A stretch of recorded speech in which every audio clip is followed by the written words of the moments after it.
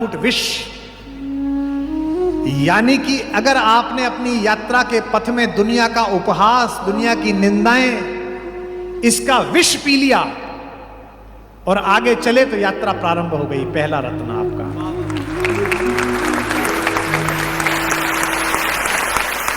अपयश बहुत परेशान करता है, निंदा बहुत दुखी करती है।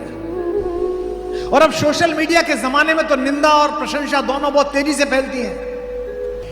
मेरे को अभ्यास है कि मैं कई बार खुद लिखता हूं, फेसबुक पे कोई लिखना होता है। बंबई जा रहा था, मैंने कुछ लिखा, मेरी आदत है, जो मुझे फॉलो करते हैं वो देखते हैं, मैं लिखने के बाद 3-4 बिंदी लगाता हूं, वाक्य समाप्त नहीं करता, यानी कि कहता हूं आगे बढ़ेगी बात। तो मैंने 5 बिंदी लगाई और उसी मैटर को कॉपी करना चाहा कि इसी मैटर को इंस्टा पे लगा दूंगा। वो गलती क्या हो गई, कॉपी की जगह कट जब गया और कट करके मैंने वो पोस्ट कर दिया। उसी समय वो बच्ची बोली कि सर मोबाइल बंद कर लीजिए, तो मैं चेक भी नहीं कर पाया। अब हालत यह कि 5 बिंदी लगी हुई हैं और पोस्ट हो गई। आपको आश्चर्य होगा, मैं बंबई उतरा तो मैं 10 मिनट तक हंसता रहा, नीचे 2700 कमेंट। यही तो विद्वान आदमी की पहचान है। हाँ हाँ हाँ, कुमार जी मन जीत लिया।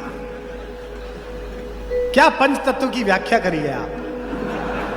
एक कह रहा नहीं पंच तत्व की नहीं, इससे तो ऊपर उठ गए, ये 5 ज्ञानेंद्रियों के बारे में बात की जा रही है। ये कालकूट विष है अपमान का, ये जगत की निंदा का विष है। अगर आपने इसे जीत लिया, पहला रत्न, अगला रत्न जो आ रहा है उसे भी आप देखेंगे। अगर आपने इसे जीत लिया तो आपको क्या मिलेगा? कामधेनु, यानी कि आपको प्रतिभा की कामधेनु प्राप्त होगी। जब चाहा प्रतिभा का दूध निकाला और जगत को पिला दिया, तब आपको प्राप्त होगा।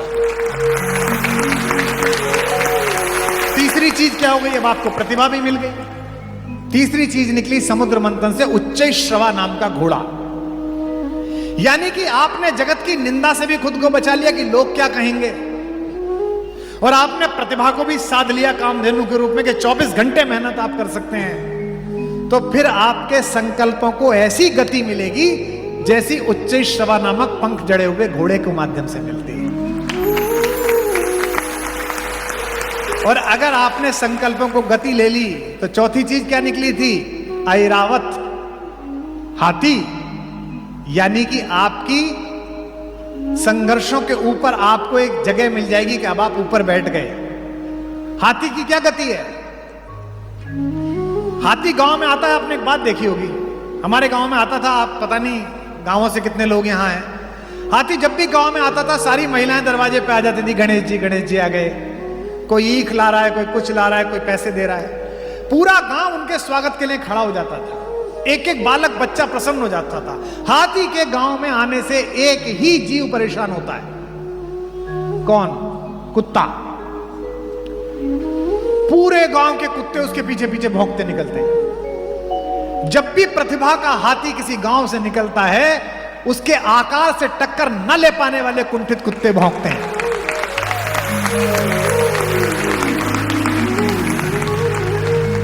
और आश्चर्यजनक बात देखो, ये कुत्ते आगे नहीं भौंकते,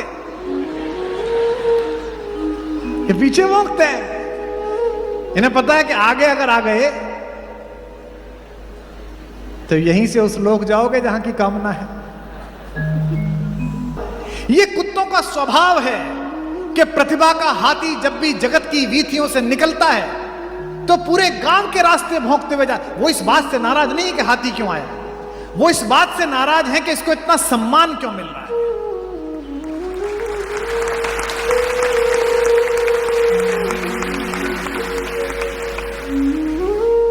हमको तो लात पड़ती है, जिस दरवाजे जाओ दूर मार डंडा, अरे खाना रखा, कुत्ता आ गया जरा डंडा मार देना।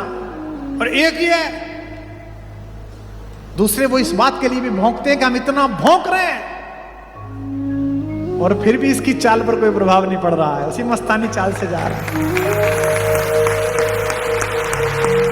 अगर आपके संकल्पों को गति मिल गई तो यह हाथी का स्वभाव प्राप्त होगा।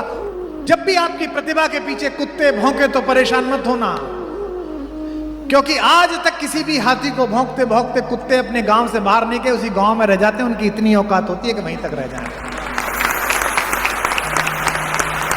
क्योंकि उनकी एक हद है, उनकी सीमा है। कुछ देर तक भौंकेंगे और मुड़ने के बाद एक दूसरे की तरफ देखेंगे, अच्छा भौंका ना, बहुत अच्छा, बहुत सुंदर, और फिर एक दूसरे को प्रशंसा करते हुए आकर फिर उसी जुगाड़ में लग जाएंगे कि आज शाम खाना कहाँ हो।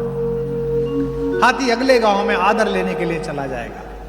इसीलिए कहते हैं स्वदेशे पूज्यते राजा, विद्वान सर्वत्र पूज्यते। राजा का सम्मान तो अपने देश में होता है, विद्वान का सम्मान हर जगह होता है।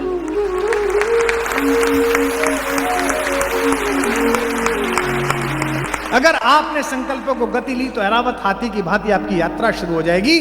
और कौस्तुभ मणि पांचवी चीज है जो श्रीहरि विष्णु के माथे पर लगती है। अगर आपने लोगों की जन आकांक्षाओं को ऊपर खड़े होकर देखना शुरू कर दिया और कुत्तों के भौंकने से बेखबर रहे, तो एक ना एक दिन आपके सिर पर मुकुट रखा जाएगा, कौस्तुभ मणि रखी जाएगी। एक के बाद एक क्यों निकल रही है, आगे पीछे क्यों नहीं, इसलिए निकल रहे क्योंकि इसका प्रतीक शास्त्र है।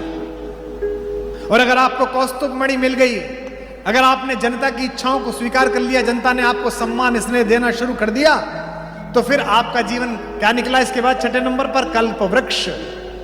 आपका जीवन कल्प वृक्ष जैसा हो जाएगा।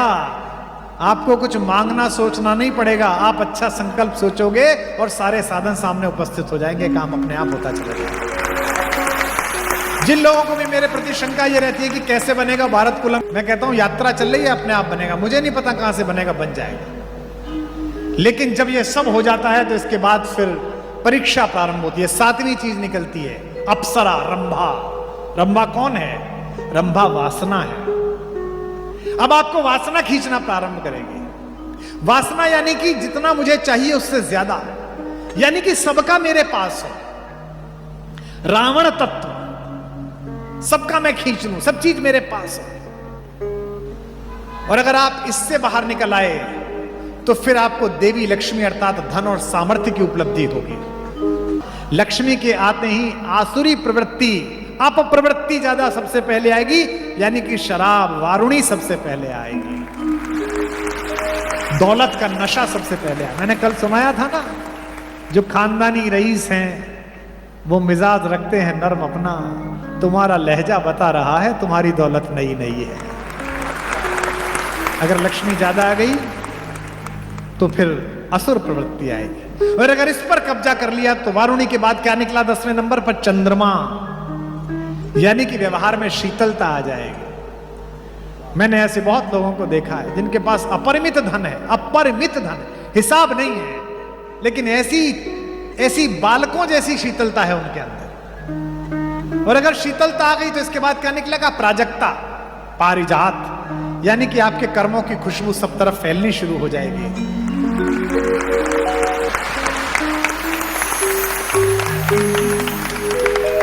और अगर ये फैल गई तो 12वें नंबर पर क्या निकलेगा? पांचजन्य, यानी कि उद्घोष, पूरे विश्व में आपकी कीर्ति फैल जाएगी कि क्या अद्भुत आदमी है। और इसके बाद निकलेंगे धनवंतरी, अमृत को लेकर, यानी कि एक समय ऐसा आएगा कि आप अपनी इच्छाओं से ऊपर उठ जाएंगे और आपकी आत्मा में, आपके शरीर में, आपकी जिह्वा में, आपके धन में ऐसा अमृत तत्व होगा कि जो दुखी आपके दरवाजे पे आए, आपके पास आए, उसका उपचार हो जाए, उसका जीवन सफल हो जाए। ये 14 रत्न। पर समस्या यह है कि तुम अपने धर्म ग्रंथों को पढ़ नहीं रहे हो, तुम अपने बुजुर्गों के पास बैठ नहीं रहे हो, तुम अपने व्याख्याकारों में आस्था नहीं रख रहे हो। और फिर कहते हो ये प्रश्न मुझे देकर कि मैं कैसे भरोसा करूं कि चंद्रयान ऊपर पहुंचे।